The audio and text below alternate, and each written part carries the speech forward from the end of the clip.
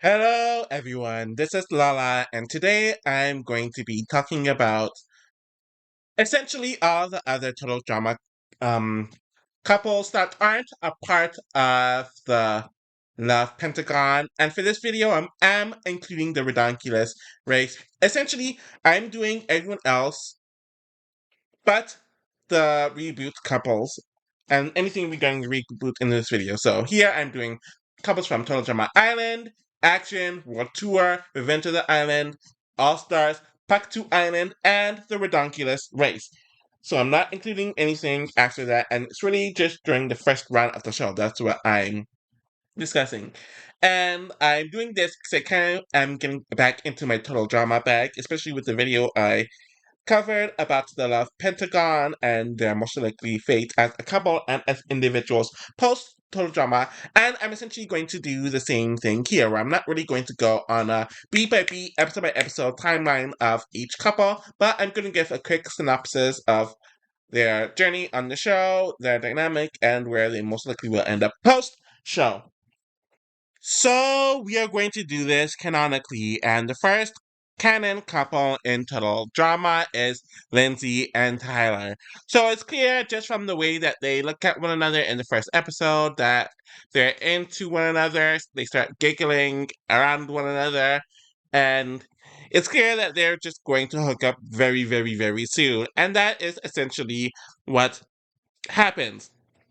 The issue is they're on two opposite teams, so obviously their teammates aren't liking this inter team relationship with one another. They do end up making out by like the fourth or fifth episode, and then Tyler kind of unceremoniously goes home, and that's really the end of them for a while. Though she claims she misses him, though she does stuff like flirt with Trent, she heavily flirts with Justin throughout action and doesn't really mention him much either. And from the special, it doesn't really seem like they remained in contact either. It got so bad that by the time World Tour happens, she completely forgot about Tyler and claims that he's never coming back. Wait, okay, I remember now. In Action, I think she was asking about Tyler a few times and where he is, and like because he should be around, and they said he's not here anymore. So by World Tour, now she's like he's never coming back, and then she ends up forgetting about him. And essentially, they get back together during the Germany challenge. Then they're like all over one another. They're flirting heavily within the next episode or two, and then Lindsay's pretty shortly afterward, and they kind of have a sweet elimination. And then in the aftermath and stuff like that, they're making out, and that's kind of it when it comes to their journey on the show. So when it comes to their dynamics, it's essentially the sweet but clueless couple between them, as neither one of them are really smart, but they're nice, sweet people. The thing is, Lindsay is just very ditzy, and because of that, she also kind of flirts with other people, and forgetting about your boyfriend really isn't a good thing. And Tyler is also someone who's very enthusiastic and nice, but he's also very klutzy and not the nicest. So, when it comes to their strengths, they both are mutually affectionate and attracted towards one another, and it was immediate. And the thing is, they don't really take much too seriously, and they bond over simple pleasures. But when it comes to their weaknesses, they have huge communication issues. Nancy forgets Tyler exists sometimes, and due to this, she ends up flirting with other people and acts like she's single when she supposedly isn't, especially since we never see them actively break up. And it seems like they don't talk for a while, and then Tyler's very insecure when he isn't noticed, and that's a thing throughout his entire total drama career. And when you think about it, we never see them talk about much in depth whatsoever, even compared to the other couples. They don't talk about their issues, they don't talk about their interests, they don't really talk about much at all. So they're lacking in depth. So overall, they are a lighthearted, on again, off again pairing that's more about fun moments than deep connection. So on the surface, they're pretty sweet, but there's not a whole lot there at the end all be all. So the next canonical pairing is Leshawna and Harold, and honestly, they were relatively short-lived when it comes to how they were as a couple, and that's because literally in the first few episodes, they didn't really get along. They got on a really, really, really bad foot at the Dock of Shame when they all arrived there. Then she made fun of him in the dodgeball challenge. Then we didn't see them interact at all for like half the season until Harold was booted mid-season, and it was revealed that he was the one writing Leshawna all the love notes. And it's unfortunate because we don't know what these love notes said. Due to this revelation, Leshawna ran up to him as he's being eliminated. Then they share a kiss. Though by the time we get to the special, Leshawna breaks up with him because essentially she feels like they just caught up in the moment and she just wasn't feeling him like that as a boyfriend. And obviously Harold's sad about this. But we immediately see them on Total Drama Action, and their interactions are interesting because half the time you see them flirting and cuddling with each other, and other times they interacted like they're really, really, really, really, really good friends, where she would have his back, he would have her back, but there's an underlying tension as well, especially with that whole spotlight thing that happened, and she threw shade at him too. Which all this kind of led up to him being tricked into voting her out at the marriage, and she actually was accepting of this. When it comes to the interactions between the second and third season, we know nothing about it because he was with the Drama Brothers and she was doing a bunch of these reality shows with Tyler. And there really wasn't much focus on it until the very, very, very end where they did that final confessional at that action lot where he wrapped his arm around her and they're talking about them being on world tour together, and she didn't look happy at all. Then comes Team Victory in Total Drama World 2, where neither one of them were long for the game, but from the little bit that we did see of their interactions, Harold was feeling a way that Leshawna was flirting with Alejandro, and then Leshawna got annoyed with Harold during the Japan challenge. So a part of her was kind of shocked that he ended up quitting, and a part of her did miss him, but she was moving on to Alejandro at the time. And it wasn't until Alejandro showed her who he was that she started reminiscing about Harold. And then at the aftermath, Harold sung a song about his love for Leshawna. And then in the aftermath, it seemed like Harold and Leshawna got together and they were very close romantically, though we never heard them outright state that they were dating. But if you look at a lot of the footage of the aftermath episodes, it looks like they're kind of together. And then the last scene you see of them is them dancing together on that boat during the first episode of Revenge of the Island. So when it comes to their dynamic, it's essentially the confident, outspoken woman in Leshawna with the awkward, geeky underdog in Harold. When it comes to the strengths, Leshawna does appreciate Harold's loyalty, his unexpected skills, and how much he appreciates her, where Harold admires her boldness, her heart, her personality, and kind of her body as well, though that kind of led into fetishization at times, which is kind of awkward. When it comes to their weaknesses, we don't really see them much as an official couple, and the build up to them getting to that point was kind of rushed to begin with on Island. But they did get a lot of interactions on Action and somewhat on World Tour, though the flirtation was kind of implied, and the flirting wasn't implied. We actually saw them flirting, but the romanticization was kind of implied, and it never really solidified into them being a committed romance, or at least on screen. So overall, they're kind of a charming opposites attractees more than a formal couple, though they gave us a lot of context about it throughout the 3 seasons. And now we are moving on to Bridgette and Geoff, and I'm going to attempt to keep this relatively short. So on Total Drama Island, it was pretty clear that they liked one another just from the way he greeted her and him trying to pull that yawn, wink, move at her during the first elimination, and her looking at him. So it's clear that they're feeling one another from the jump, but Geoff was very nervous with how he wanted to approach Bridgette. So whenever he did approach her, especially during the first 6, 7 episodes, he would always end up screwing up somehow, and obviously this would just annoy Bridgette, and then she'd walk away or something because whatever moment that was building up between them would end up being ruined. So you saw moments where she would be cuddling up next to him, like in that camping episode. 2, I think it wasn't until really the cooking challenge where I think DJ and kind of Duncan as well needed to like help Geoff do the right move so he could like win her over. They are partners during the cooking challenge, and they started warming up to one another, and things were going up from here. And then they started hanging out after the challenges or when they weren't competing. And they're really sweet because obviously they're both laid back, chill people who are kind of into that surfing, partying lifestyle. And then ultimately she ended up getting voted off because just Alliance wanted her to go. And then that was kind of a mess there too. But as soon as Geoff got eliminated, and we literally know this because we saw on the Player Deluses episode, they were on one another like TV magnets. They were making out profusely. They were pouncing on one another. It was just very, very, very, sorry, a lot.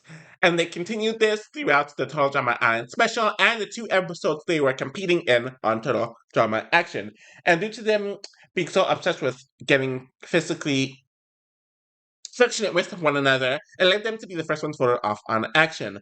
Though we saw another side to this couple on the Aftermaths, where Geoff became Mr. Hollywood and he was obsessed with harming his contestants and even his girlfriend with just vile behavior so they can get more ratings. She was over it. They were bickering a lot during the Aftermath, and then it led to her breaking up with him, only for him to change his ways and for them to get back together like that. And then they went back to making out in the finale. On the special of Total Drama Action, there was some concerning behavior.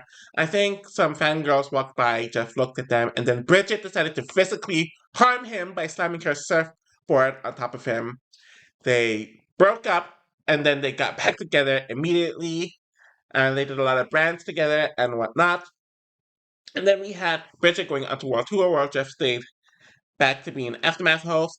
Bridgette started really, really, really feeling Alejandro, and she was starting to somewhat forget about Geoff, which is ridiculous because she wasn't even on Total Drama World Tour that long for her to miss Geoff. And then Alejandro essentially tricked her and then booted her after she essentially cheated on Geoff. Of course, Geoff's livid about this, and we see this in the first Aftermath. They go back and forth. They're about to face each other in the boxing tournament, and then they end up making out and forgiving one another. And they're fine, essentially, for the rest of the time on the show. Though we did have Bridgette being kidnapped to go to Siberia, and then Geoff fought for her honor. Then they got back together at the end of World Tour. They're together through Revenge of the Island, and from Geoff's commentary on the Redonkulous race, he states that he and Bridgette are still together, and she was going to do the season with him as his partner, but she had a separate competition to do. So they're confirmed to be together well past their generation was done with the show, essentially, even onto the spinoff. When it comes to their dynamic, it's the laid-back party guy with the beachy nature girl. Their strengths is that they share a carefree, fun-loving attitude, and they genuinely support one another, and we saw them actually get to know one another, then hook up. The pacing wasn't bad either between them. The issue with them, i.e. their weaknesses, is that in action they over-prioritize PDA and they tuned out of the game, which alienated them. Then we had the cheating thing with Bridgette. Then we had his wandering eye briefly in that moment, and then Bridgette hitting him with the surfboard and whatever, but I guess those just kind of just one-off gags. Overall, they have good chemistry, but they sometimes seem to get lost in their own bubble, and the focus became more about the PDA than their initial slow build and conversing with one another. Now we're going to move on to Izzy and Owen, where essentially they meet up. They have a few scenes together where they're kind of enjoying one another. She does that snake dance, and his eyes are kind of like hypnotized or whatever. Before she's booted the first time, which was around like episode 8, if I remember correctly. Then she comes back mid-season, and we don't see a whole lot of their interactions until the hook, line, and sinker challenge, where they decide to make out in the forest. And then when the hook, line, and sinker guy shows up, sorry, the guy with the hook shows up, Owen pushes her to the serial killer and dips. So obviously Izzy is not here for him at all. She ignores him for the next 2 episodes, and then even when he tries to like reunite with her or whatever, she is booted, and we don't know the state of their relationship. Despite that, she ends up rooting for him hardcore in the finale and is very aggressive in that. So it seems like they got back together at this point. In action, they had a few cute scenes together where they were making out and they were a lovey-dovey couple, and you saw them kind of enjoy one another's company. So there was an awkward moment where she was on a date with the monster or whatever in episode 1, which was Chef and a Robot. It's very creepy. And then Izzy was booted twice yet again. And then in World Tour, they lasted half the season without Izzy getting booted, so that's a plus. But we rarely saw them interact whatsoever. And then out of absolutely nowhere, Owen decides to break her up because she kicked him in the kiwi, so we didn't see any of this before this episode. And then they jump off the plane, they pretty much the plane lands on them, so Izzy essentially has some sort of concussion or whatever, and she has an alternate personality that's like uber smart, and then she decides to break up with him because they're incompatible. So we never really saw any of this incompatibility before the episode, and then she's pulled, and that's how any of the interactions end. So when it comes to the dynamic, Izzy and Owen is essentially an energetic chaos gremlin, so Izzy, and a cheerful goofball, i.e. Owen. When it comes to their strengths, both are high energy, positive, and non judgmental, and they find joy in each other's weirdness. And you really see them embrace one another's weirdness and how they interact. There's really any toxicity, they don't really argue like that. But the weaknesses is that their shared impulsiveness can make things unstable, which we saw in the final episode, and a few other instances as well. Breakups and reconciliations happen often. Honestly, I think it only really happens once or twice. So I can't say it happens often, like a Duncan and Courtney or some of the others. But the their unstable personalities definitely isn't good, especially with their impulsiveness. And honestly, we never really see them converse in depth or anything like that. So they really lack depth in their relationship. So overall, they work best when neither need long-term stability, as they thrive on fun and unpredictability. And I do think that's a great sum up of Owen and Izzy. So I initially was not going to include Alejandro and Heather in this, as I was planning on making another video of them, but then I decided, you know what, screw it, let's just add them here. So when it comes to a brief timeline of their relationship, Alejandro comes in as the big villain, though he's hiding it behind a false persona, where Heather's the only one who can see through it. Alejandro's definitely attracted to her, but he's shocked with how attracted he is to her, instead of him just using her like he's using a lot of the other women, and Heather is infatuated with him as well. So they essentially have a power play or a power struggle all season where they're trying to overthrow one another. There are brief times where they do work with one another, though there are times where they do care for one another, and their feelings for one another ties them, and they get distracted by one another at various points throughout the season. And it ends up essentially with them being in the finals where Heather decides to betray Alejandro and their alliance at the final four. So they enter the finals going head to head. And then we see them continue this into the final two. Alejandro confesses his feelings for her. They end up sharing a kiss, but she ends up pretty much throwing him to the wolves or the volcanoes, I guess. And they end in horrible terms where Alejandro is disfigured. We do see the robot Alejandro carrying Heather, though supposedly they don't know that it's her, but they end up on All Stars where Alejandro and Heather are mad that the other person didn't contact them, so at some point they exchanged phone numbers. They get all into the same song and dance where they're trying to sabotage one another, they're trying to annoy one another. And then they agree to work with one another, and then in the same episode, they both plot to target the other. Alejandro ends up winning because he has the immunity either, sending Heather home. Though when Alejandro's eliminated episodes later and she picks him up, we see them warming up to one another. They get together after his elimination, where they're lovey-dovey in the final, and they're seemingly happy. But as soon as it's mentioned that they can go for the money again, they turn on one another, though they begrudgingly get back together once they lost the money again.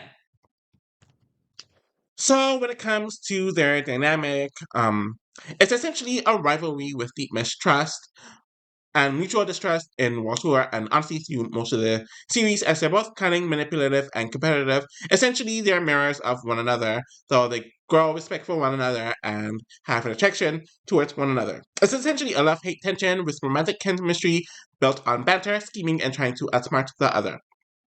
When it comes to their strengths, they have similar intelligence and strategic thinking. Neither is intimidated by the other as they keep each other on their toes, and they do have a deep respect for one another underneath all the snipping. When it comes to the weaknesses, they are both huge opportunities, so they lack trust, and that's a huge issue with any sort of relationship, whether it's romantic or a friendship. They tend to put the win ahead of relationship, which is very toxic, and their competitive nature could make normal life together very turbulent. We are finally moving on to the second generation cast, and there's not a whole lot to say, especially about Dakota and Sam, because they're only on one season together. So Dakota is a shallow woman who's not really paying Sam much mind. Sam clearly has a crush on Dakota, and he tries speaking to her, but essentially, while she's a competitor, nothing really happens. It isn't until once she becomes an intern after her first elimination where they start speaking to one another and they start getting along. Though there's not a whole lot of depth in their relationships. And then pretty much Sam is eliminated. Then he's brought back for a cameo to be in the challenge. A few episodes later, Dakota is brought back, but she's turned into a monster. She freaks out once she realizes that Sam is trapped and buried underground, essentially. So she saves him, and she is the Cortizoid, and he accepts her as the Cortizoid. And we learn that Sam and Dakota are still together as of All Stars. When it comes to their dynamic with one another, it's the glamorous attention seeker plus the awkward gamer, and it's essentially obvious who is who. When it comes to their strengths, they do genuinely like one another despite coming from completely different worlds. So when it comes to weaknesses, Dakota's transformation into Dakota Zoid and Sam's passivity create weird obstacles. And it comes off like Sam almost like fetishizes her being Dakota's Zoid, especially with his commentary on All Stars. And Dakota often takes the lead over him. Overall, they are a quirky, unlikely pair that works because they both embrace each other's eccentricities and differences. Now, on to the final couple from the second generation, and that is Mike and Zoey. Immediately, like literally, like when they're on the boat to arrive on the island, they are looking at one another longingly. So it's clear that they really like one another. We do see them talk here and there, and they're in the very beginning infatuation stages. But there's always something that's getting in the way, whether it's the love triangle with Anne Maria and Mike's personalities randomly showing up. Essentially, the drama with their relationship on both seasons has to do with Mike's personalities. Mike does not want to tell Zoey about it at all, especially on Revenge of the Island. And he's pretty much forced to reveal it due to everything that happened, and Scott pretty much took him out of his own spot. So they decide to get together right when Mike's eliminated. Zoe's angry for Mike. And then, yeah, they're an official couple at the end of Revenge of the Island. They come back a year later. Apparently, they never kiss one another, which is just okay. They're seemingly doing okay. Mike is managing his personalities fine enough until Scott accidentally hits Mike on the head, and then Mal comes out, who starts taking over more and more and more and more. Zoe's finding this behavior odd, but she doesn't know what is happening, and Mike is losing himself to Mal to the point where Mike isn't present for the second half of the season, and Mal is running the show for the second half of the season. So, of course, he's defeated. Mike comes back. Mike and Zoey are in the finals, and they reunite. So, when it comes to their dynamic with one another, it's essentially the kind-hearted girl next door, i.e., Zoey, getting with the boy who is struggling with dissociative identities in Mike. Strengths. Zoey is a very patient and supportive partner, and Mike is trying to be his best self for her, so that is good. When it comes to the weaknesses, Mike's alter egos often complicate the relationship, and Zoe's tolerance sometimes gets tested. And I think when you look at the relationship, it's not a whole lot of just Mike and Zoey, where we see them talk, we see them getting to know one another, or just really being a couple. His personalities always get in the way, where it seems like he is a vessel for his multiple personalities. Overall, it is a sincere romance, but a lot of the arc revolves around overcoming Mike's internal conflicts. So now we're going to talk about the third generation, and there's not a whole lot to discuss because they've only done one season, and only one of them end up getting together officially at the end of the season. And of course, I'm referring to Jasmine and Shawn. So they're both vibing with one another. They're both very outdoorsy people. They're both comfortable with being in the wild, and they both sleep outside. So we have that base ground for them. They're starting to talk to one another. They're starting to vibe with one another. They're often picking fruit together, or we're seeing them do that. But then a huge misunderstanding with the hitting challenge causes Jasmine to be pissed off at him for like 4 to 5 episodes. She wants absolutely nothing to do with him, and he doesn't know what to do. But they do end up making up once he saves her. Was it no? It wasn't the zombie one. It was during the marriage challenge. I think he like helped save her or whatever. And then for the next 2 episodes, they're on really, really, really good terms. They're talking about what they want to do with the money if they were to win and splitting it. And it seems like they're planning their life outside of the game together. Shawn isn't the most upfront with it, but Jasmine gets eliminated, and it's really a nothing burger that Chris revealed it in the final to get Jasmine mad at him because Jasmine wants to help her. But it didn't really do anything. Shawn essentially wins, and they're together, and they're very happy. When it comes to their dynamics, it's the survivalist adventurer with the paranoid zombie prepper. When it comes to their strengths, there's a huge mutual respect for one another, and especially their survival skills, and they're both very adventurous. When it comes to their weaknesses, Shawn's paranoia is a huge liability, and Jasmine is more grounded and has to keep him focused. Though when she's angry, she's really angry. The overall dynamic is a strong complementary couple with shared values but slightly different priorities. Alrighty, so on to the final couple or pseudo couple from the first iteration of the series, and that is Dave and Sky. So essentially, Dave falls pretty hard for Sky relatively early on, and Sky is feeling him as well. But she's uber focused on the competition, and she doesn't want whatever feeling she has for Dave to ruin that, and she makes that very clear to him early on. Though Dave is kind of struggling with that, we have this back and forth with them throughout a lot of the season. But Sky has to be very firm with Dave that they're not going to happen because he keeps on pushing it when she told him no over and over and over again. And then it breaks his heart, and then he gets mad, and then he essentially quits. Sky feels bad, but she ends up moving on. Dave is brought in as a volunteer in the final. They're getting along. She ends up kissing him so he can stay focused on the final task. So she's kind of using him at this point, though she did have feelings. And then it's revealed that she has a boyfriend. Dave completely loses his mind and he turns into a psycho MFer. And he ends up getting left on the island. And yeah, they don't um last clearly. When it comes to their dynamic, it's the average guy who quickly develops a crush, plus the competitive athlete with a boyfriend back home. Though she claimed that she was going to break up with him, i.e., her boyfriend, after the show.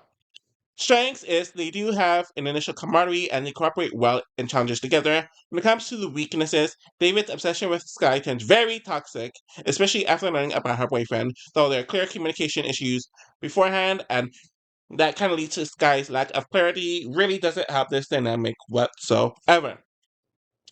So overall, they start relatively promising, but they collapse into awkward resentment and one-sided fixation due to a bunch of issues. So we are moving on to the spin-off couples, and I don't have a whole lot to say about many of them because one, they only did one season, and I'm going to start with the couples from the spin-off who were together well before the spin-off, and the first one is Ennui and Crimson, and to be honest, there's not a whole lot to say about them because one, they barely said anything throughout the show, though they talked a bit more as the season went on.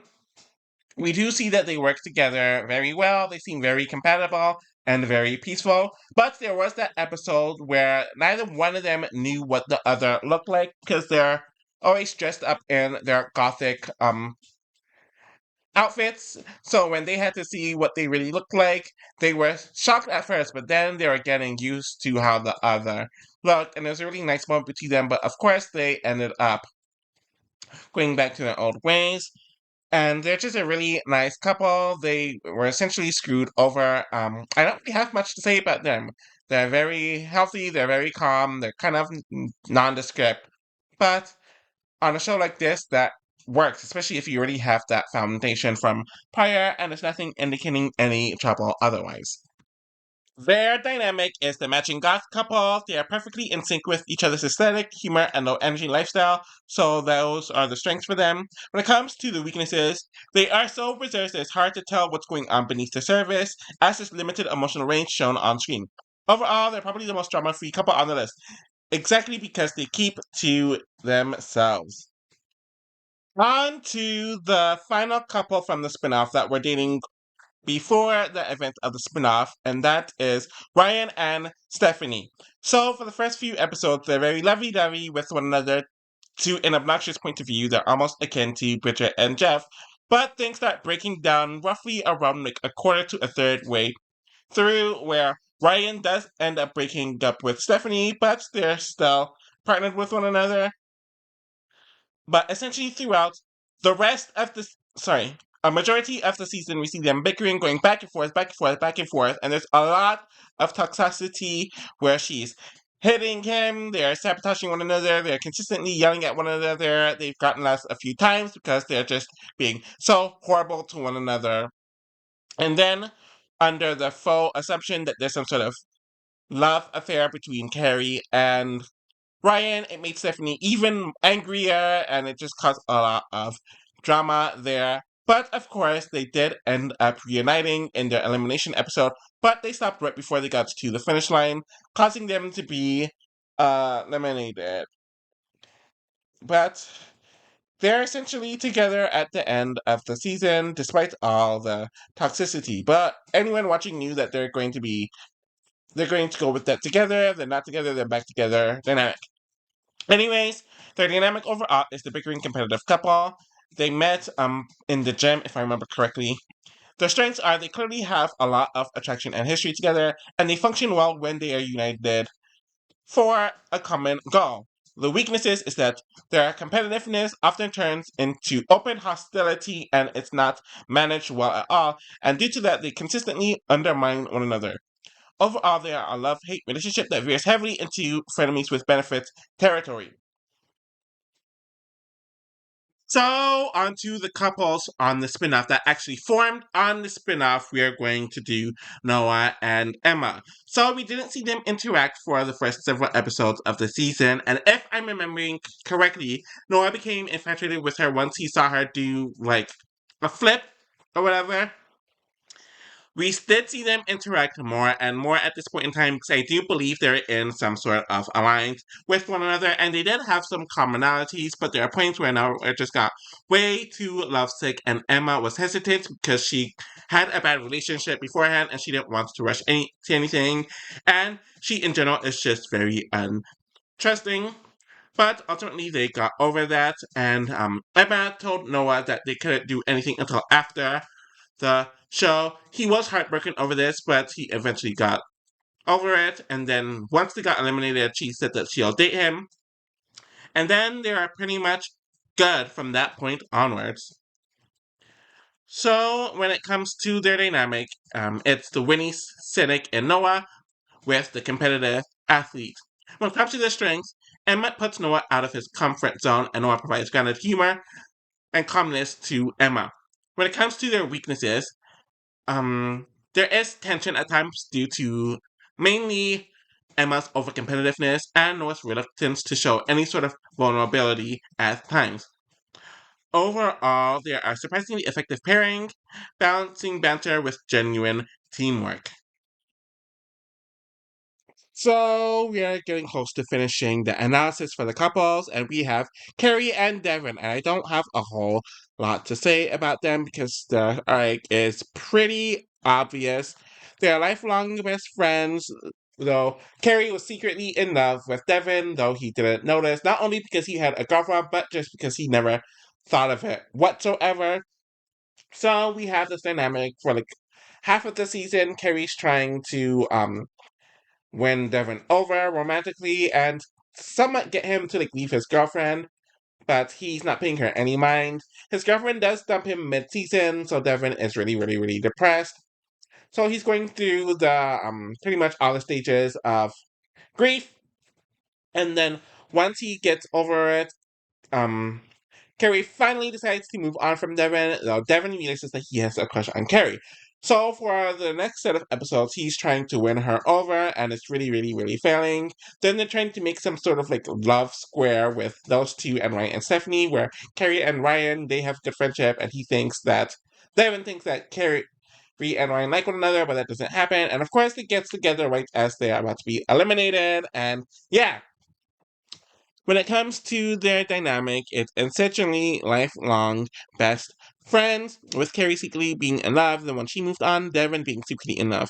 They have a deep understanding for one another's personalities, and they have a strong emotional core and history, which are their strengths. When it comes to their weaknesses, Devin's obliviousness and temporary interest in someone else definitely hurt Carrie, and they have poor communication as their communication is very delayed, and they could have gotten together a lot earlier had they had better communication. Overall, they are a slow burn romance that's more rewarding once they are finally honest with one another. And the final suitor couple, or couple, is Bro- Brody and Macarthur. And I really don't have much to say about them. I don't recall them interacting much throughout like the first half of the season. They started interacting here and there during the second half of the season with a bit of slight flirtation here and there. It was mainly Brody who liked Macarthur. She kind of entertained it at certain points and times, though other times she was just teasing him. And then when they came back, they got closer and pretty much she agreed to like go out with him and whatever. That's really all I have to say about them. When it comes to their dynamic or whatever it is that exists, it's the loud brash cop with the laid back surfer. Strengths, they bond through high energy challenges and both like fun and action. And when it comes to the weaknesses, it's a lot more comedic than romantic, as well as MacArthur's insensitivity can overwhelm Brody and become an issue in the future. Overall, they're more like a buddy flirtation than a confirmed couple, but fans often read it as a potential romance. So, like in the last video, I pretty much am going to rank the couples based on their likelihood of staying together long term post total drama. So, this is a hypothetical list, and this is based off of my predictions based on what we know about their characters as individuals and their dynamics with one another as a couple, and how realistic it would be if they were to be a couple outside of the show post to the drama and post thing.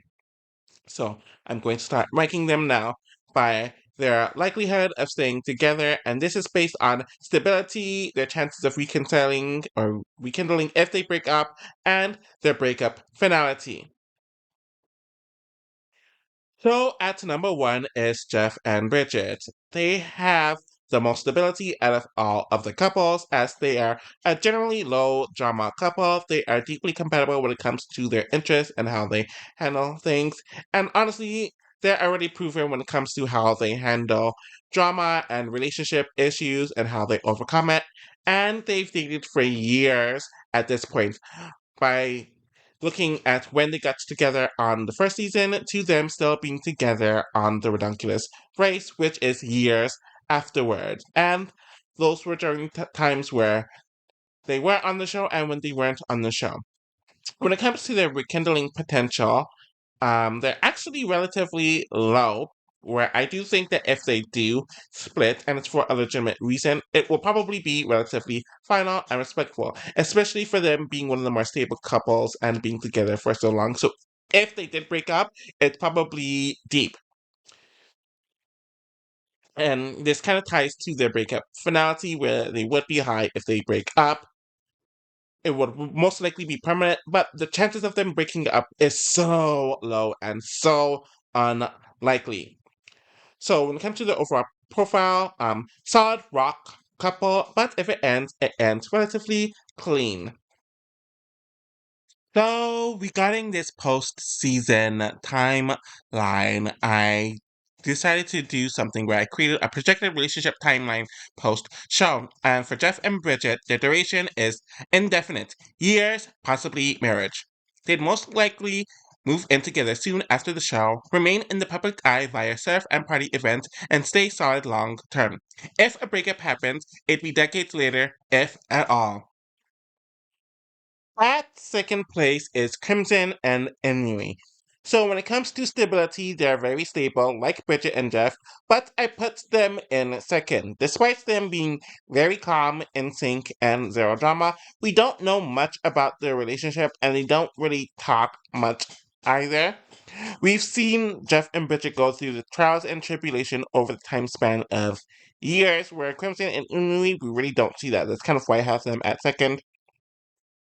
Their rekindling potential, if they do break up, I do have them relatively low at 10th, where I do feel like they would only reunite if something major reignited the spark in the scenario that they broke up. But when it comes to the breakup finality, I do have them relatively high at 6th, where Bridgette and Geoff were at 5th in that category, and they're at 11th when it comes to the rekindling potential.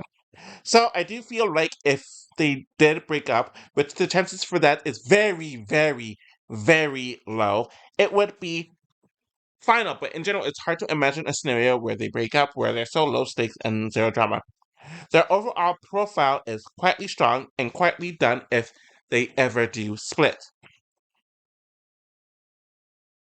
When it comes to their projected timeline after the show, Crimson and Ennui's duration is most likely indefinite. They are a low drama couple with highly compatible lifestyles.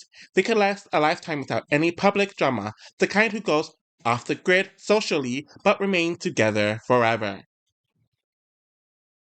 The bronze prize of third place goes to Jasmine and Shawn. When it comes to stability, they are at third place, where they do have strong communication for the most part and shared values, which we see with their liking of adventure and the outdoors and survivalist stuff like that. And whenever they did have poor communication, they did eventually own up to it and learn from their mistakes. When it comes to the rekindling potential, if they broke up, I do have them at 7 in the case where they could reconcile if the split was logistical, but if it's an emotional split, chances of that aren't the highest. When it comes to the breakup finality, I do have them at 9th, so a breakup would be rare in their case as a couple, but if they do break up, it probably wouldn't be the most final, so they could easily just reconcile with one another. Their overall profile is partners in survival as well as in life. So their relationship timeline post show most likely has a duration of 10 to 20 years, or 10 to 20 plus years, my bad, possibly lifetime. They'd probably live together quickly, maybe marry within a few years. Any breakup would come from relocation slash job conflict, but they're relatively adaptable overall. At fourth, just missing the podium, I do have Mike and Zoey, where they rank at fourth when it comes to stability, as they overcame huge challenges together during their 2 seasons on the show, and that would most likely continue off the show, where they'd be in a more peaceful and less triggering environment. So, their rekindling potential, if they did break up, I do have them at eighth, where if they break up, they would try again unless there's a huge, very, very, very huge betrayal. And the breakup finality, I also have them at 8 out of the couples, where I do think that if they did broke up, it would only be final if something very unforgivable happened. So something really, really, really, really, really, really, really bad would have to happen for them to mess up their stability. When it comes to their overall profile, I do have them as wholesome and resilient, with just a touch of fragility. And I mention that because mental health is something that is very important. They don't have the best mental health with how Mike handles his disorders, and Zoey also having fragile mental health from what we saw in the final few episodes of Revenge of the Island, as well as her not having the most individuality either. Her relationship timeline post show most likely has a duration of 8 to 15 years. Mike and Zoey are likely to stay together throughout their 20s and 30s. Long term success hinges on balancing Mike's mental health management with Zoe's patience, as well as her growing independence and personality on her own. They could go all the way if they keep growing together, but if they don't grow together, then things could change, especially once they approach middle age. At fifth place is Carrie and Devin. And honestly, I probably would have put them higher if we actually saw them as a couple longer. We only really see them get together at the very, very, very end of their journey on the show. But when it comes to stability, I do rank them at fifth as the basis of their interactions is on friendship, and they've been friends for many years. So this friendship base gives them a solid start and a head start over most of the other couples.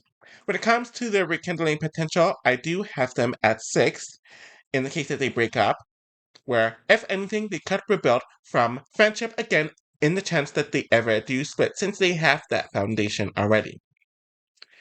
When it comes to breakup finality, I do rank them at seventh, where it is possible for them to stay apart if they broke up, especially if they wanted to maintain their friendship. But at the same time, that friendship might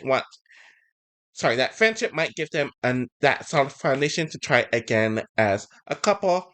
Even if it takes a while, they always have that foundation to start over.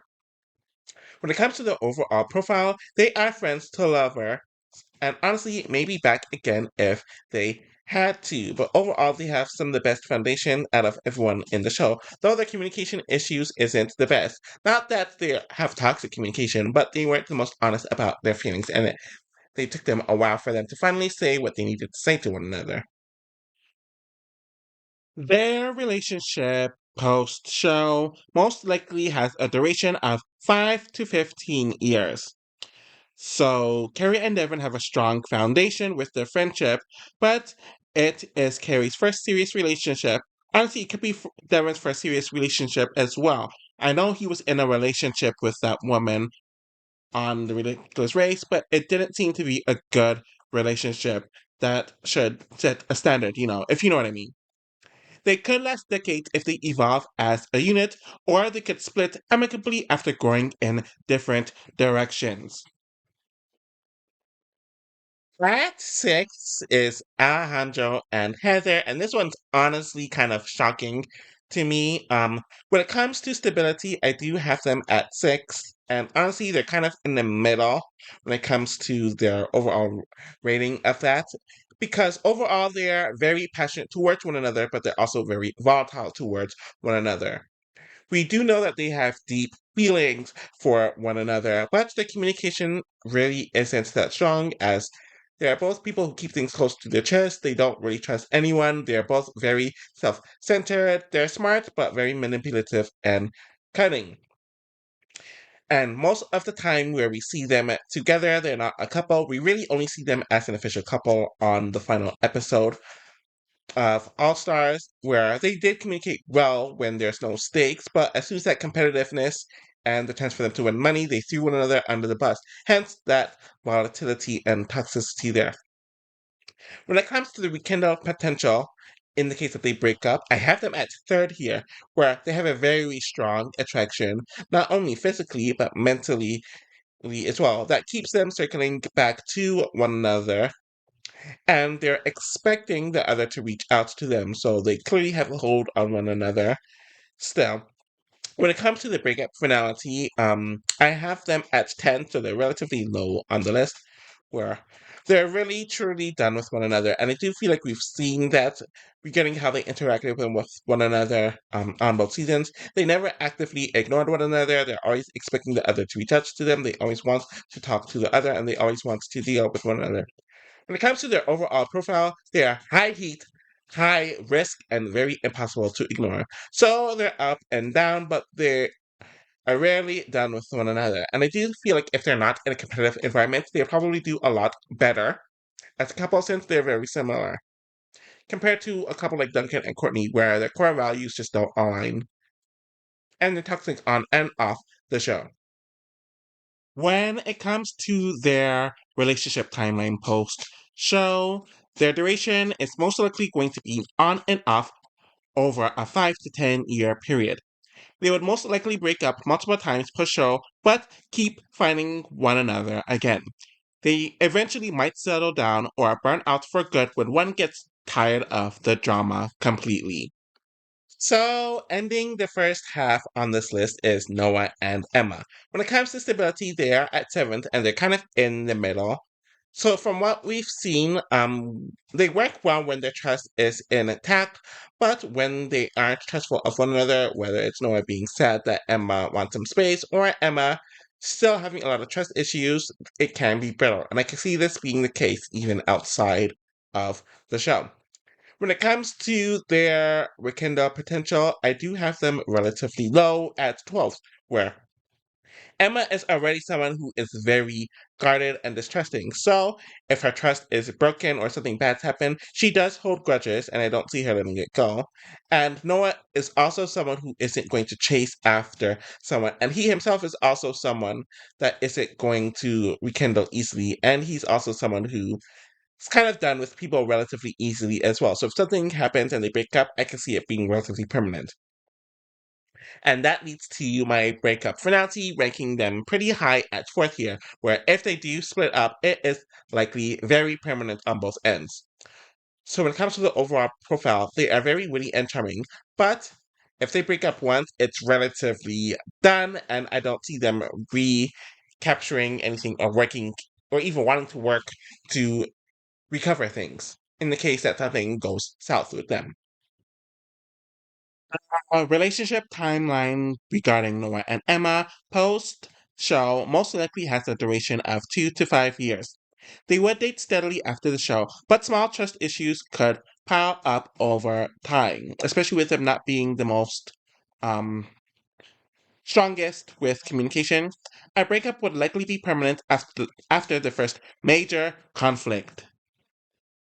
At eight is Dakota and Sam. When it comes to stability, I do have them at eight, where they are an odd couple when you think of why they would want to abuse one another, but they're actually pretty complementary with how they interact with one another, so they're in the middle. When it comes to their rekindle potential, I do have them at fourth, since they do have a soft spot for one another, and having a soft spot for someone usually makes it easier to rekindle things with them and to want things to work out even more.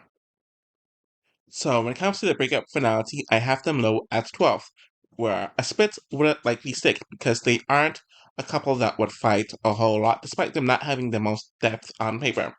So when it comes to their overall profile, I have them as quirky but committed, and always likely to wander back no matter what ends up happening. Regarding Dakota and Sam's post-show life, it would most likely be a duration of 4 to 8 years, possibly longer if they avoid big lifestyle changes. Their dynamic would stay sweet, but the public image versus the private life differences could cause a drift between them. If they do split, odds are pretty good that they'll most likely try it again. At ninth, I have Leshawna and Harold with a mid stability of ninth place. So the reason why they are ranked here, which isn't high at all, is because they have a huge personality gap where they are very, very, very different from one another. But despite all of that, from what we've seen of them throughout the seasons, they have a deep fondness for one another, whether they are together or not, since they do have a strong friendship despite everything, despite their coupling up being very rushed and it ending relatively quickly. So, when it comes to their rekindle potential, I do have them at fifth, as their friendship keeps the door open for things to work out if they want to spin the block again. When it comes to the breakup finality, I do have them at 11th. So, and here's the interesting thing. I do think the chances of them breaking up aren't low, since we literally saw them break up pretty quickly on the show, but they always had the fondness for one another, and even when they were friends, there are moments where they were thinking about the other person on a romantic point of view, so they could easily date again after a relatively long break. But the fact that they would be on a long break could suggest that they wouldn't get back together. Their overall profile are opposites with a lasting connection. The thing is that lasting connection a romantic connection or just solely friendship? And based on the way that we saw them on the show, and their ending was hinted at but not confirmed, it could really go either way. So this placement actually makes a lot of sense. The relationship timeline for Leshawna and Harold would most likely have a duration of 3 to 7 years. So they have big personality differences between them, but the affection that they have for one another is very real. They might split amicably after realize that they're better off as close friends, but they'd still be in touch for life. So essentially what happened on the show throughout the season. So it wouldn't be shocking if they carried that dynamic outside of the show. At 10th place is Owen and Izzy. When it comes to their stability, they're actually relatively low because their personalities aren't stable personalities. We all know Izzy's very crazy and impulsive, but Owen's also someone who doesn't think long term and is kind of chaotic in his own way. So their dynamic together is very, very fun, but very, very chaotic as well, which is also a problem too. So when it comes to rekindle potential, they're actually at first because they practically invented the on-off dynamic. And this is pretty interesting because we know that they separated on Island, then they got back together. Then they had their weirdness on action, whether there's confusion as to whether they're together or not, depending on the episode. But on World Tour, we did see them break up after them not really having much problems throughout the rest of the series. And then they never interacted again. But the breakup did seem kind of rushed. When it comes to the breakup finality, they are at 14th, where any quote unquote breakup is probably temporary. Though it's kind of ironic because we did see them break up. But I do feel like the fact that they didn't really compete as competitors on the same season to see how they would interact probably has a lot to do with it. But either way, the stability is very low. Anyway, hence them being here. The overall profile is breakup Monday, back together Friday. The relationship timeline for Owen and Izzy would most likely have a duration of constant on and off over 10 to plus years. They'll quote unquote break up and quote unquote get back together so many times that it's hard to even call them broken up.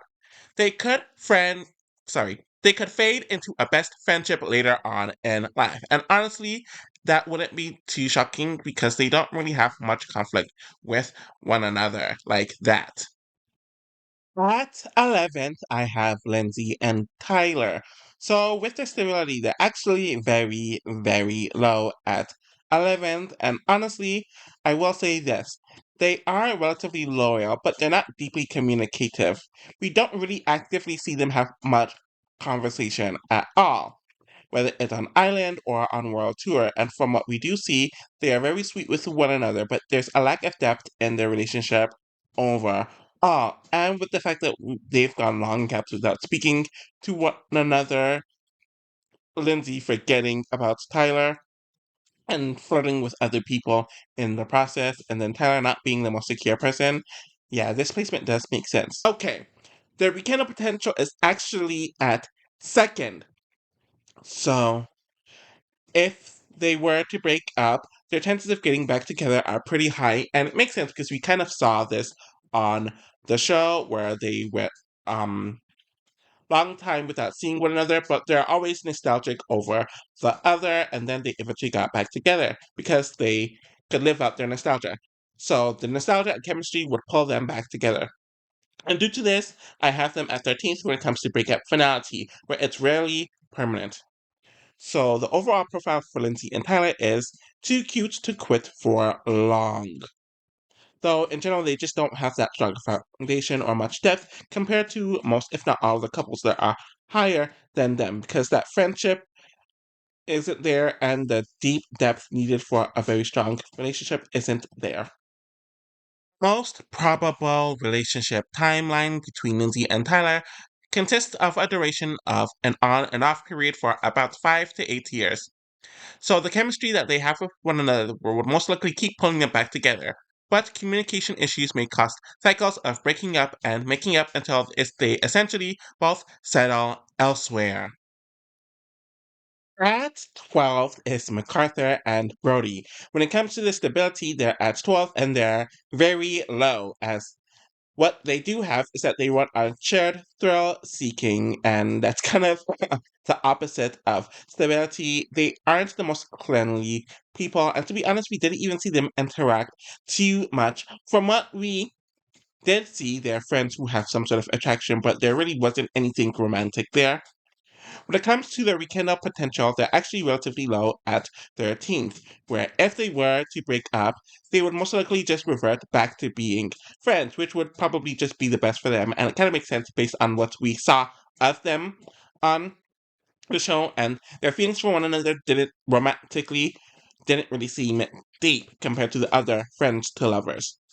When it comes to the breakup finality, I have them very high at third place. If they were to break up, it would be quick and final because there really isn't much there on a romantic point of view. Their overall profile is adventure buddies who don't do take backs. The most likely relationship timeline between Macarthur and Brody has a duration of 1 to 3 years. They would have a fun, high energy relationship, but they'd eventually realize that they're more adventure buddies, quote unquote, than longtime partners. They would remain friendly though. At 13th, which is second to last, is Stephanie and Ryan. When it comes to the stability rankings, they are 13th, and they are the complete opposite of stability if you even watched a few seconds of them on the show. They are very competitive, though they're competitive with one another, and they are very competitive.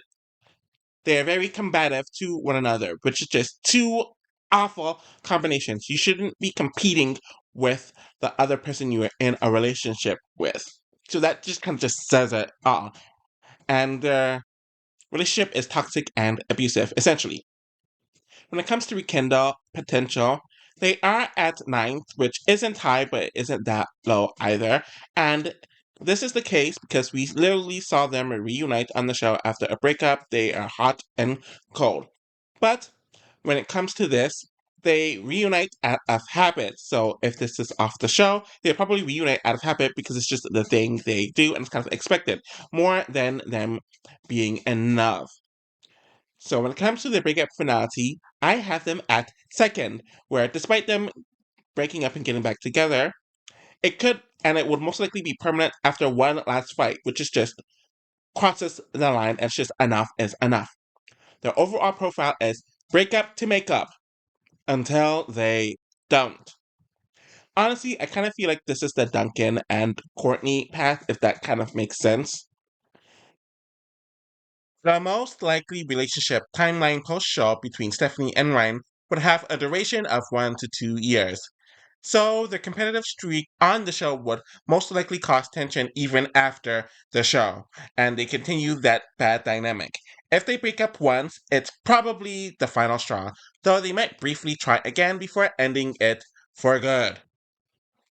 So, Dead Last really should not shock anyone whatsoever, and it is Dave and Sky, who is at 14th when it comes to stability, since they really weren't stable at all, and they fell apart on screen completely. They actually fell apart a few times because Dave was interested in Sky, Sky was kind of interested in Dave, but she knew they couldn't be a thing, and she was very harsh with him about only caring about the competition and how they'll never be a thing. Though she refused to tell him that she had a boyfriend that she was planning on breaking up with, and after that he was officially done with her. The rekindle potential is dead last at 14th, and it is at 0, and there's absolutely no chance of reconciliation, especially with how betrayed Dave feels regarding Sky, especially after she kissed him in the final challenge to motivate him, and with what he tried to do to her after the boyfriend revelation came out. And the breakup finality has them at first, and they are absolutely final. Their overall profile is the absolute definition of done. Alrighty, so when it comes to the relationship timeline between Dave and Sky, when it comes to the duration, it's already over. We saw it play out on the finale. Relationship ended during the show. There's absolutely zero chance of reconciliation. So, done, done, done. Alrighty, so that concludes my total drama couples that aren't in the Pentagon breakdown, and it was very interesting to look at. I used other resources that handles relationship breakdowns to kind of organize this video and organize my thoughts. So it's a lot by my opinion, but based on um the trajectory of relationships that are akin to it and how I would rank it. So that's how I kind of formulated this list. I'm going to make some other total drama context videos when it comes to a lot of their most likely scenarios post total drama. I'm really more interested in that than breaking down anything solely specifically on the show. So look out for more content like that. Maybe I'll break down some of these couples on a more individual basis. I'm also looking more forward into doing where they end up individually, like the castmates, and I'm also looking forward to breaking down a lot of their ethnicities. So that's something that I'm interested in doing. Thank you all for watching, and I'll be back with more content soon. Take care.